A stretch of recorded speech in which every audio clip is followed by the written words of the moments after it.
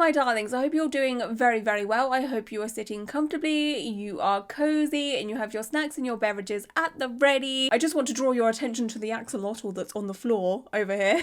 I've only had like 2 or 3 comments about the fact that this axolotl that's down there is normally down here, but the gap here is like this big and the axolotl is like this big. Like, this is literally the size of a corgi, if not longer. No, it's way bigger than any dog. Like, if this had long legs, it would be a massive dog.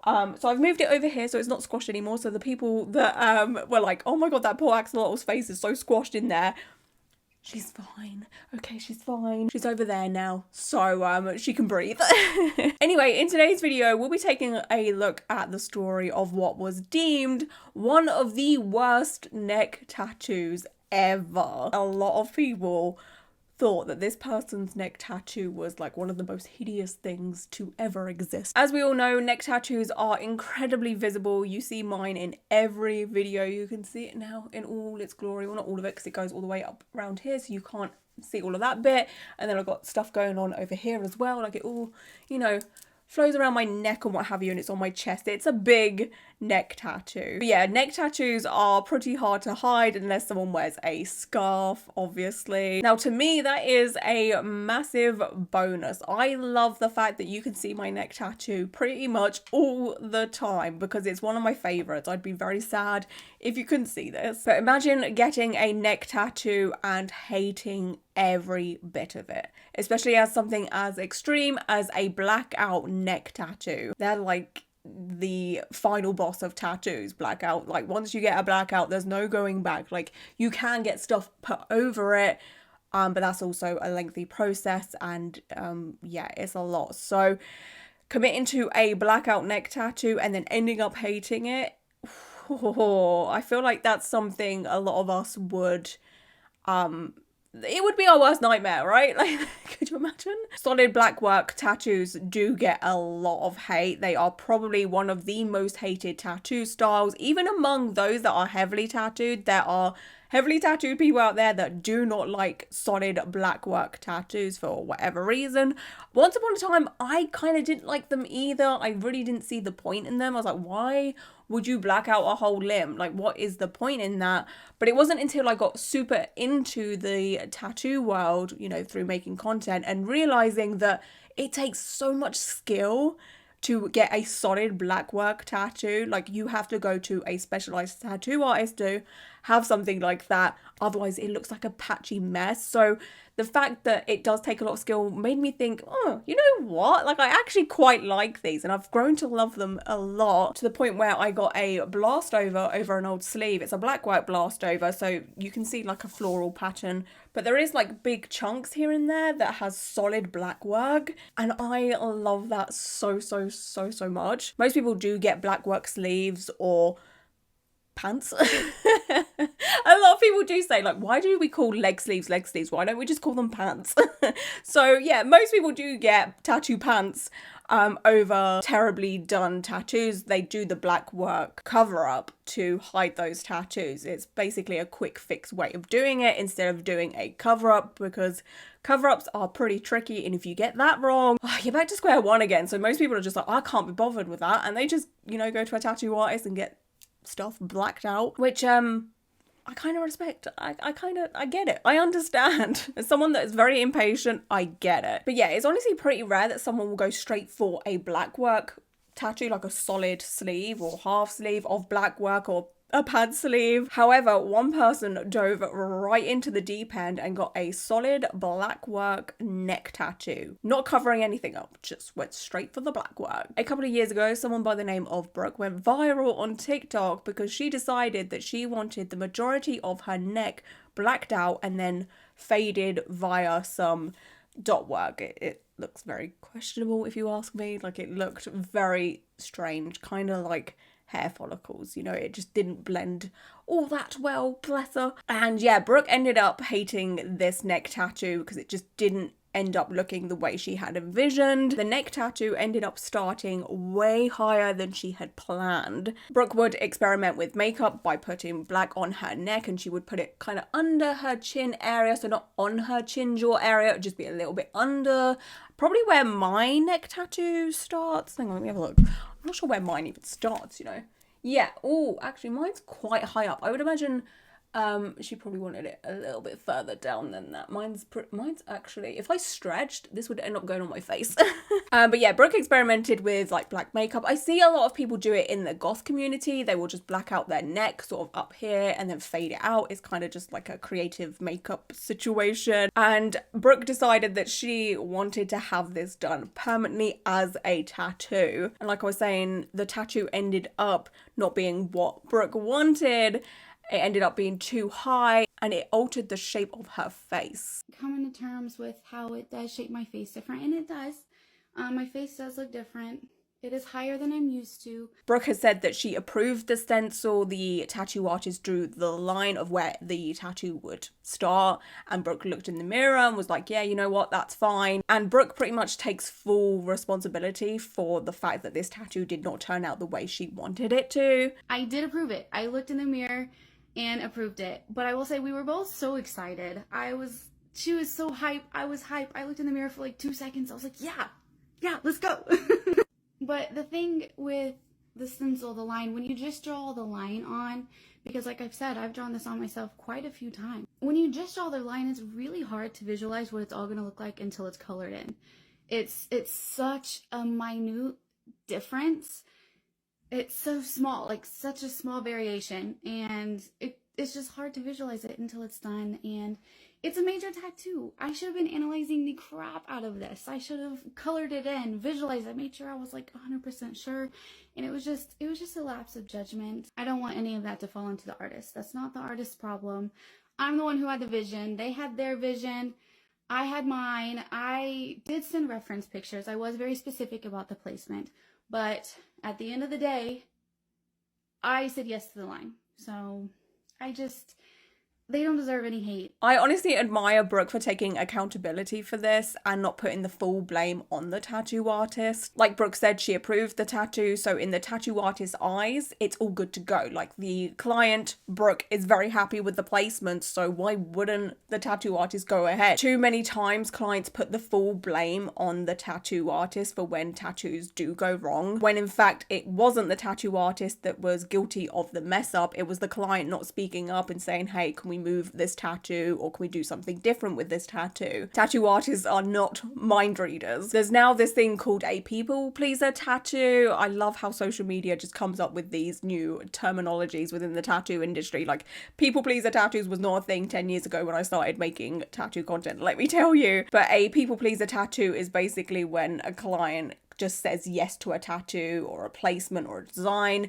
and isn't actually happy with it, but because they're scared that the tattoo artist will be mad at them for saying, I don't like this, or can we move this, they just get the tattoo and end up being unhappy with it. And in my personal opinion, that is only the client's fault. Again, tattoo artists aren't mind readers. They're not going to know if you're unhappy or not unless you say something. I think in Brooke's case, it was just a lack of really looking at the stencil for this tattoo, looking at it in all angles through a mirror and then taking photos of it and then comparing it to the reference photos that she had showed her tattoo artist. If she really looked at the line stencil for where the tattoo is meant to begin, she probably would have noticed it was too high by like a centimeter or like half an inch or so, and then she could have just told the tattoo artist and been like, hey, I think this is a little bit too high, can we just like lower it down a little bit? And it probably would have taken like 5 minutes to rectify it. I will say, while the tattoo artist isn't to blame with the placement and Brooke not thoroughly checking the placement, the way the tattoo starts around the chin jaw area,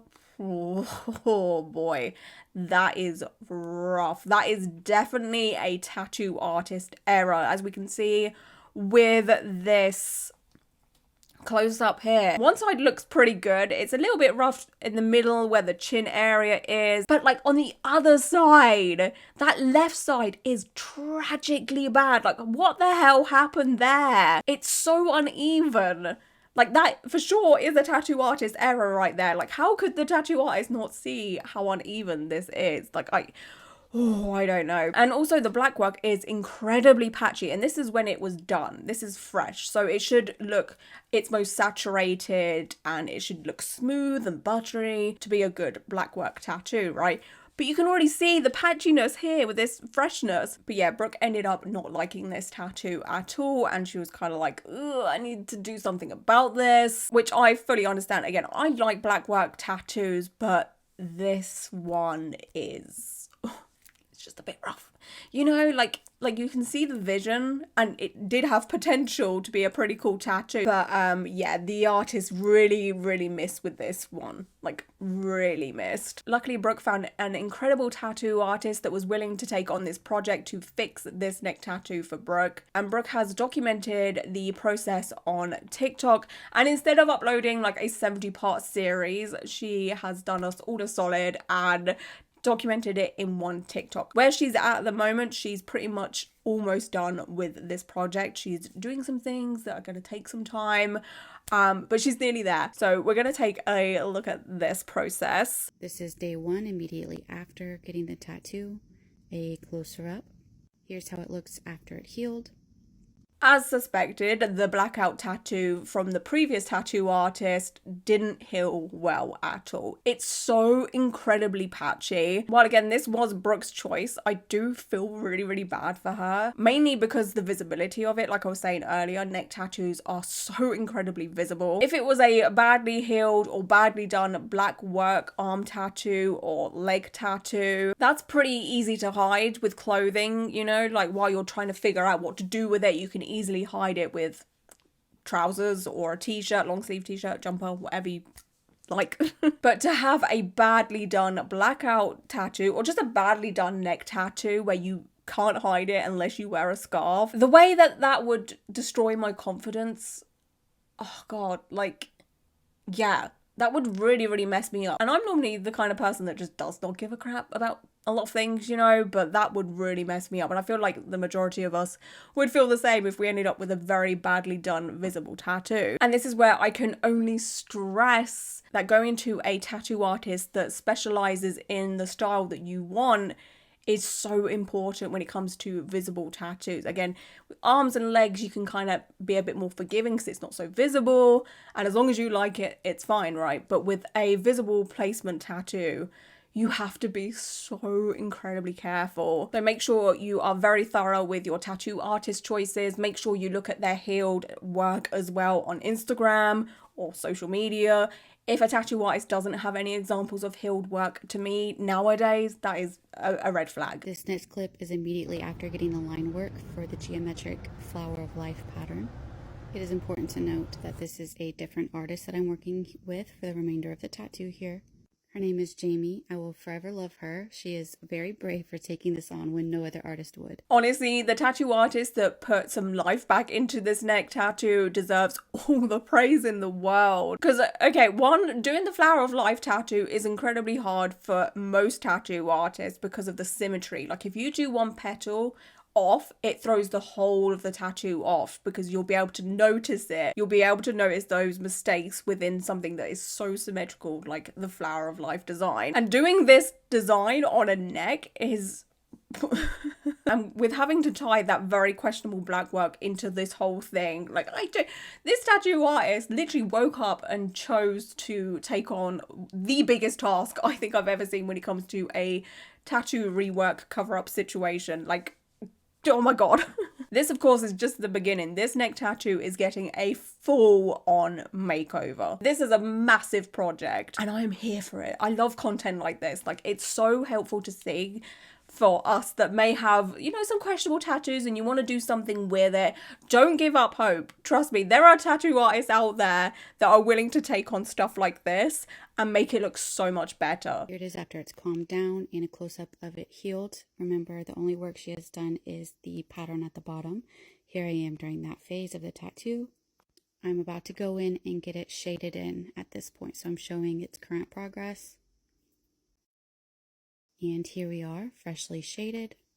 it looks even better with the shading. Like, I like just the simple line work. I thought that was so cool. But the shading has like really tied this all in together and just blended everything out a lot better. I also like how Brooke is doing this in stages and is not rushing this process. It feels like this whole thing is being done a lot more thoroughly to make sure there are absolutely no mistakes made whatsoever, and it will be as perfect as it most possibly can be. And I'm here for that. Like, Brooke deserves a incredible tattoo. Brooke then said that she is having laser on the blackout that was done by the previous tattoo artist. We are only working at the bottom of the tattoo at this point because we are getting laser at the top. So we're staying clear of that. Which this has surprised me tremendously, because I thought Brooke would just get the tattoo artist to go in and do a rework of the blackout that was already done, you know, make it not so patchy anymore, and kind of just leave it as it is. However, Brooke is fully committing to wanting to have the way the tattoo starts to come down a little bit more, so she's taking off like half an inch or so the tattoo starts a lot lower, and then it doesn't, you know, give her a different face shape to what she already has. Obviously, doing laser is a very, very, very lengthy process. There was one comment on Brooke's TikTok that said, would it be easier to get a skin color match tattoo on top of the black now? Brooke said, my skin color fluctuates so much that I'd be nervous that it wouldn't always match, but that is an intriguing concept that I never considered. I just want to put it out here for anyone that may have even thought about this. Don't. Okay, you have probably seen Instagram reels or TikToks of some tattoo artists going over old tattoos that have kind of expanded over the years. Like, the tattoo is maybe like 5, 10, 15 years old and it's very tiny script and it's just not legible anymore. So a tattoo artist will go over it with a skin color ink to kind of clean up the tattoo. Once that has healed, you're just going to have a very questionable shadow around this tattoo. It's not going to blend in. It's not going to look nice at all. The whole thing is such a gimmick, in my opinion. Like, you cannot put skin color tattoo ink over black and not expect it to go muddy or grey or look bruised or even worse than it did before. Don't do it. And especially on blackout as well. No, like, oh my god, she would have like a terrible shadow under here and she would have to laser that anyway. You may as well just go for the laser, you know. I have white ink over black, and as you can see, it's just gone like a very dark grey colour. Well, a light grey colour. It's more of a light grey. And that, yeah, that's with white. So can you imagine it with like a skin tone colour? Like, it's just gonna be muddy. There's a popular tattoo artist by the name of Anthony Fleming who did one of these skin colour rework tattoos on some script as an experiment to kind of show that these types of reworks just do not work.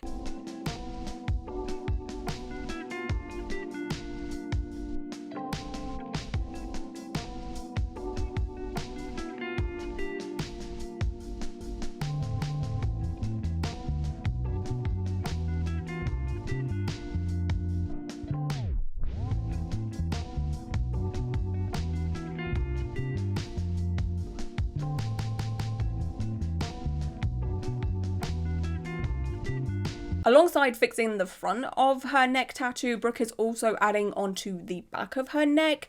This, I imagine, is to blend everything in together, so Brooke doesn't have just like a solid neck tattoo that just kind of stops harshly there. There'll be something in the back to kind of tie it all in together.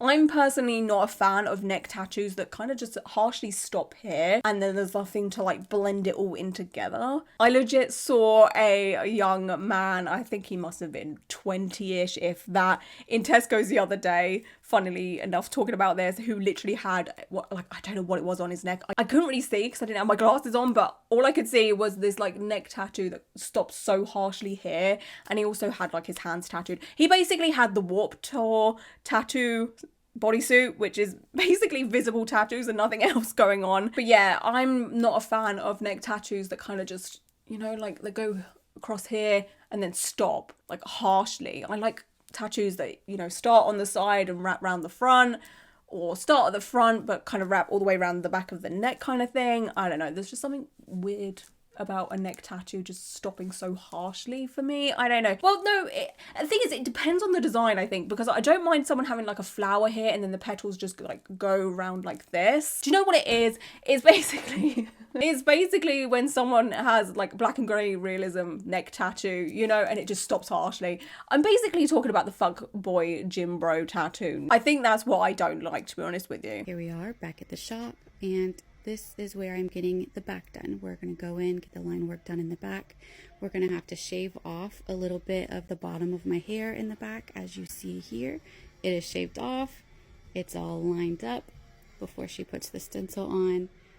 Where I wanted the back to kind of blend in with the front, the top of the back is also going to be blacked out. That's why I wanted to shave the top of my hair so it kind of fades up into my hairline and feels more natural when it's finished.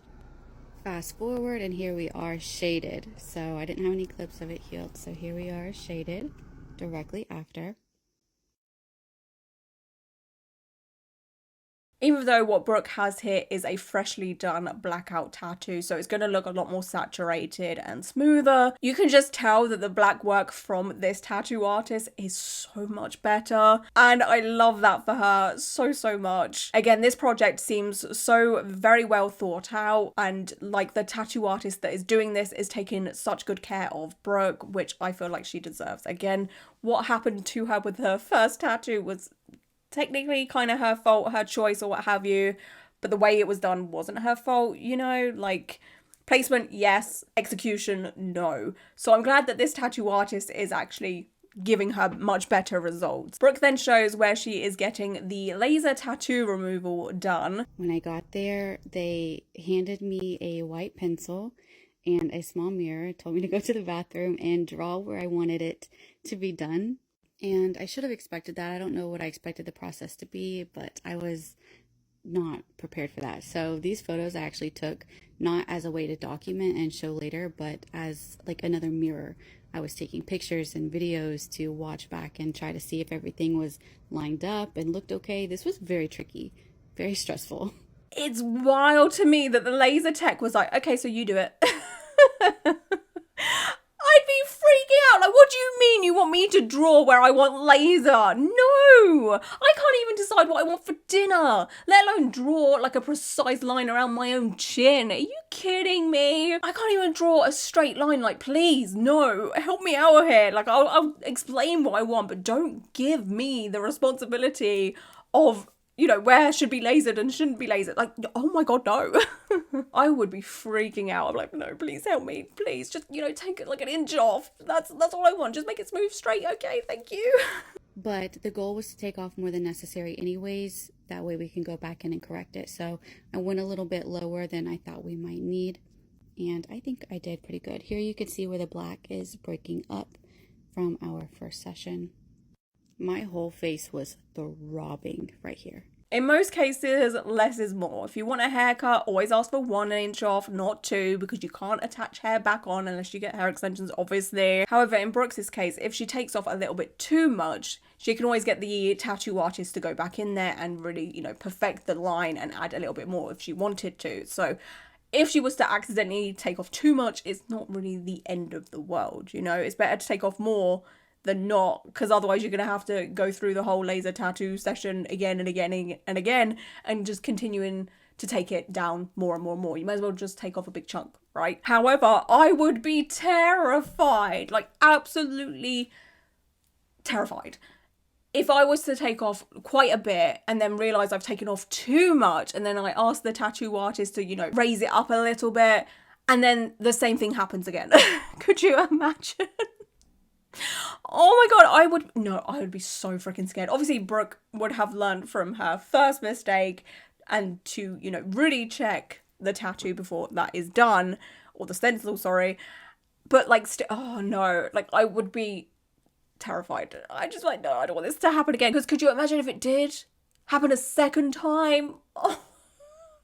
No. Brooke then talks about how many tattoo laser removal sessions she's had thus far. Little did I know then, we are 10 sessions in and not even close. Well, maybe about halfway. And yet this is a process. Yeah, it's... Ooh. It's... Yep. So she's had 10 sessions thus far 10 laser removal sessions thus far on her chin. So what you see in that clip there is from the first session. This isn't 10 sessions in. Could you imagine if it was though? And there's like not much happening with that. Like not much has gone. But yeah, that was from the first session. And Brooke predicts that it's going to take 20 sessions to get the results that she wants. 20 laser removal sessions. Okay, on your jaw. Oh, I'd be so over it. Can you imagine just how painful and irritating that is, and having to keep going back? And oh my gosh, honestly, I probably would have just committed to the higher up line. I don't know if I could put myself through that. Like, Brooke is a strong soldier doing all of this. Someone commented saying, gosh, how much money has this been altogether? Brooke said, way too much. I haven't added it up, but I think around 5K.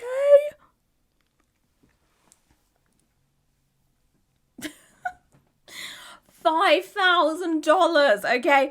$5,000. I don't know if this is including the rework from the other tattoo artist or not. I want to say probably. Yeah, I'm going to say yeah. But still, $5,000 to fix a tattoo thus far. And there's still more to go. Like, you'll see where she's at with her journey in a bit. But $5,000? Oh my goodness. Like, this is why I can only preach researching your tattoo artist and your designs and your placements. Otherwise, you may end up in this type of situation, okay? The swelling hasn't been this bad since this first session here. This one, I was swollen for a week. It didn't completely subside until about 2 weeks. Currently, when I get them, I'm swollen for maybe 3 days. Here, I'm showing how blistered it is. The entire section turned into just one big blister. This also hasn't happened that badly since then. Oh, nah. Ouch. It must be so incredibly painful. Like, I've never had laser, so I don't know how painful laser is, but I have heard it's way worse than actually getting a tattoo, which would make sense because this laser is like burning your skin essentially. And like the healing and the recovery time, you know, and like on the chin and jaw area as well. Like, have you ever had a spot on your chin jaw area that is so incredibly painful? Like, every time you talk, smile, or do anything with your mouth region, it would like really hurt. Like, I can imagine that's what laser feels like, but worse, you know? Brooke is one tough cookie for really committing to this and going through this, because I think after one session I would have given up. I just love how Brooke is just like, okay, hold my beer, I'm having the best neck tattoo, I will have the best neck tattoo, I will not be known for having the worst neck tattoo ever. Like, she is fully going in for it. And honestly, this will be the case. Brooke's neck tattoo is about to turn into one of the best neck tattoos I've ever seen. Because, like, look at it now. Now that we had my first session of laser, I was able to go in and get the top part of that tattoo blacked out and blended into the bottom. And she left a little bit of wiggle room from where she put the black out and where the laser was. That way it didn't come in contact with where laser was taking place. So that's why the section looks bigger here than it did before. It was such a massive relief to have it all finally start coming together here. I was finally starting to see the vision. The patchiness was finally gone. Everything looked sharp and clean and intentional. What an improvement. Holy hell. Let's compare how this started, what it looks like now. Like, this tattoo really went from Andrew Tate to Pedro Pascal real quick. And I'm obsessed with it. Like, it looks so good. Brooke then shows how her neck tattoo looks after 10 laser tattoo removal sessions on the upper jaw area. Fresh out of that second appointment here.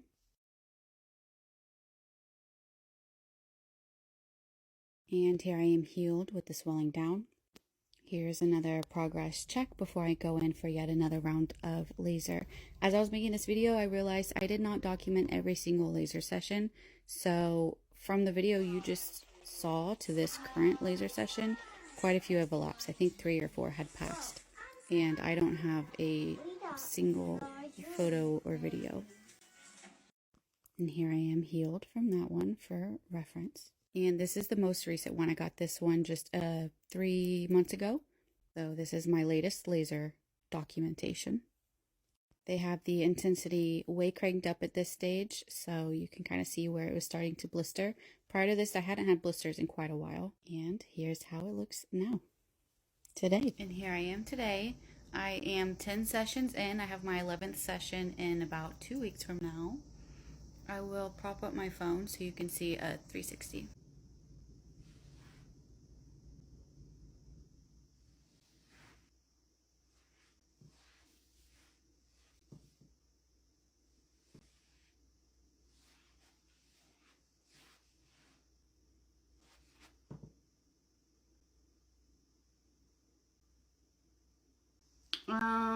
It's been 2 years, over 2 years, 10 sessions.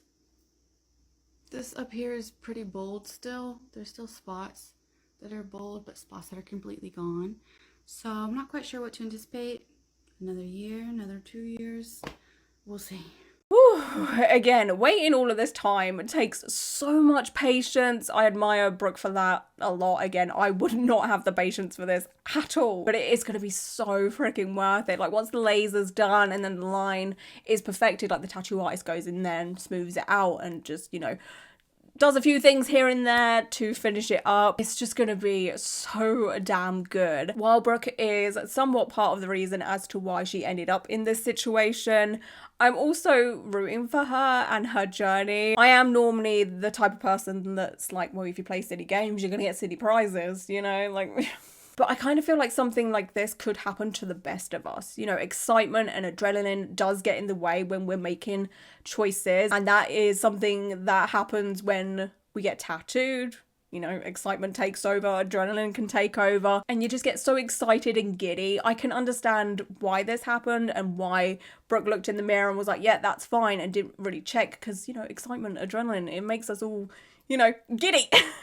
However, I feel like we can all learn from Brooke's story to really take a moment, calm ourselves down and really think about the placement of a tattoo when we're getting it and the design. Really check it as thoroughly as you may possibly can. Any decent tattoo artist will fully understand if you're taking your time thinking about things, because tattoos are permanent and they will understand that you just want to take your time figuring it out, making sure it looks good. I feel like Brooke for sure realized that having a solid black work neck tattoo was just not for her as well, as if it was, she could have just gone to her newer tattoo artist and said, hey, can you just like black out the rest of my neck? I want to get rid of this like shading, well, that wasn't really shading, this stubbly dot work for me, and just black everything out. I feel like Brooke realized that having a solid black work neck tattoo was way too extreme for her. And honestly, I can completely understand that. Like, solid black work is very, very extreme for a lot of people, and not many people can pull it off unless you're like super heavily tattooed. And I'm honestly so glad that Brooke did change her mind on that and got the flower life pattern and got it all shaded and blended out, and it looks freaking gorgeous now. So yeah, I can only wish the best for Brooke and her tattoo journey. I'm very excited to see what this will look like in a year or so's time.